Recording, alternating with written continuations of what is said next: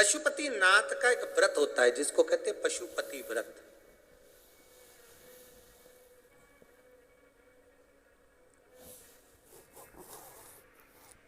आजकल लोगों ने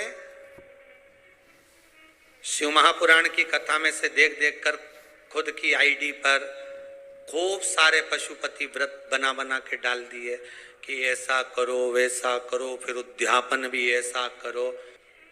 पहली बात अच्छे से ध्यान में कर लेना कि पशुपति व्रत में कुछ नहीं करना है आपको, ज्यादा ढोंग प्रपंच कुछ नहीं करना। सुबह के समय पर थाली लेकर जाओ, शंकर भगवान का पूजन कर करो, अभिषेक पूजन करो, सारा पूजन करने के बाद थाली वापस लेकर आ जाओ।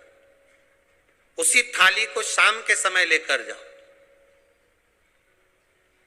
शाम को फिर थोड़ा सा बाबा को समर्पित करने के लिए कुछ मीठे का प्रसाद जिसके 3 हिस्से हो जाएं, 6 दिए घी के बाबा को समर्पित करने के लिए लेकर जाएं, भगवान को बेलपत्र समर्पित करने के लिए लेकर जाएं, प्रेम से बाबा का स्नान पूजन सब कराकर शाम के समय प्रदोष काल में प्रदोष समय में कर कर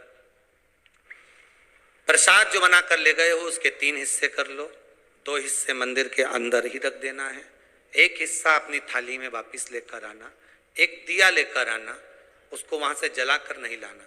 5 दिए मंदिर में जला दीजिए। जब दीप 5 पंचानंद भगवान शिव के लिए समर्पित कर रहे हो तो 5 दिए जलाते समय पहले दिन ही अपनी कामना कर लेना कि मैं इस कामना से पशुपति व्रत कर रही हूं, बाबा आप इसे स्वीकार करना। पशुपति व्रत जिस मंदिर पे पहला व्रत होता है उसी मंदिर पर 5 व्रत होते हैं, मंदिर नहीं बदला जाता। अगर मायके जाना है तो वापिस आकर करो, पर पशुपति व्रत ये नहीं कि मैं मायके में एक कर लूंगी या वहां जाकर एक कर लूंगी, ऐसा नहीं होता। जैसे संकट सोमवार 16 सोमवार होते हैं ना, संकट सोमवार 16 सोमवार का भी व्रत का ऐसा महत्व रहता है कि जिस घर में करा है उसी घर में करना होता है। ये नहीं कि किराए के मकान में रह रही हूं तो मैंने किराए का मकान बदल लिया है, अब बदला मकान में पहुंच गई तो एक व्रत वहां कर लूंगी, नहीं नहीं, उद्यापन तक उस मकान में तुम्हें रहना पड़ेगा जिस मकान में तुम रह रहे हो। तो हाँ, तो व्रत का मतलब। अब पशुपति व्रत के अंतर्गत शाम को 5 दिए, 1 दिया जलाकर प्रज्वलित करना है आपको। कहाँ? जब प्रसाद लेकर बाबा को निवेदन कर कर अपने घर पर जब आएंगे, आने पर दरवाजे पे प्रवेश करेंगे, मुख्य द्वार में जब प्रवेश करें उसी के राइट भाग में आप बैठकर अपने घर की ओर मुख कर कर बड़े प्रेम से उस दिए को समर्पित कर दें। बाबा से विनती करें कि बाबा ये दीप मैंने केवल आपके लिए जलाया है कि आप इस मेरे मार्ग को सुलभ करें, मेरे घर की जो बांधा है, जो भी मेरे मन की इच्छा है उसको पूर्ण करें। बाबा को निवेदन कर कर प्रसाद लेके घर में प्रवेश कर जाएं। सुबह के समय जब आप फलार कर लें, शाम के समय आप भोजन कर लें। भोजन कब करना? जब 1 भाग प्रसाद का लाएंगे, उस प्रसाद में से किसी को नहीं देंगे, वो प्रसाद पहले आपको खाना है, उसके बाद भोजन ग्रहण करना है। नमक दोनों समय खाओ, कोई मना नहीं, फलार में भी खा लीजिए, शाम को भी खा लीजिए, कोई चीज की मना नहीं। बस बाबा का स्मरण करो, 5 व्रत पूर्ण हो जाए।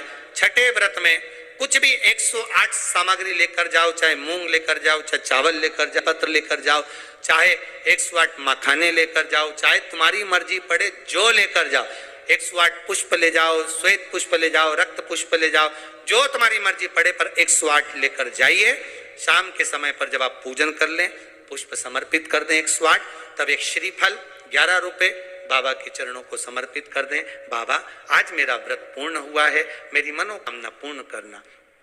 मुझे विश्वास है 5 व्रत भी पूरे नहीं होंगे, 2 या 3 व्रत में ही बाबा आपका कार्य कर देगा।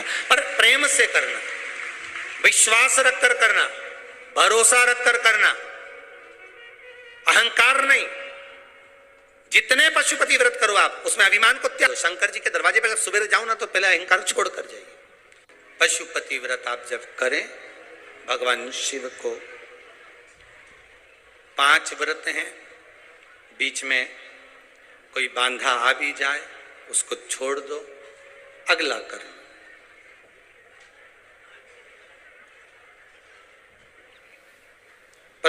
जरूर।